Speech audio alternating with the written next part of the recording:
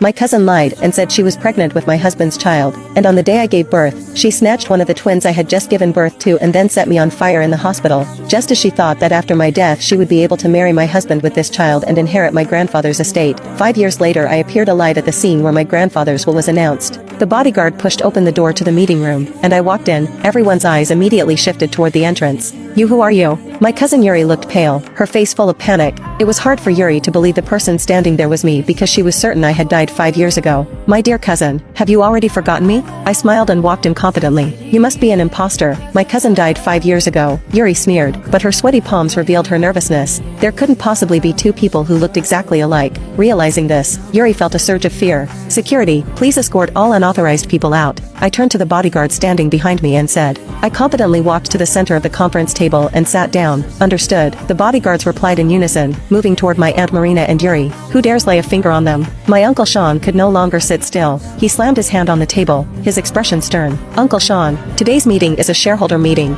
not a family gathering. Aunt Marina and Yuri don't hold any shares in the Johnson Group. Why are they still here?" I said coldly, my gaze fixed on Sean. "Selena died in an accident 5 years ago. What evidence do you have to prove you're really her?" Sean demanded harshly. "Do you really want me dead, Uncle Sean?" My words left Sean momentarily speechless. "We still have Selena's death certificate, and we attended her funeral. If you can't provide evidence today, I won't acknowledge you as Selena," Sean said firmly. Even though he was starting to recognize my voice, he still refused to accept it, because my return meant he could lose everything. Sean wouldn't just sit by and watch his wealth slip away. "The police have my fingerprint records. You can check if you'd like. Also, I know some of your secrets. Want to hear them?" I suddenly smiled with a hint of meaning. Feeling threatened, Sean immediately grew nervous. "I have to be responsible for the Johnson Group, so I can't afford any mistakes." He had no idea what I knew, so he kept up a tough front. "Uncle Sean, do you remember a woman named Bella Chapman?" A faint smile appeared on my lips. Sean tensed, his face turning pale. He knew exactly what I was referring to. Bella was his first love, and she had his illegitimate child. "Are you still in contact with her?"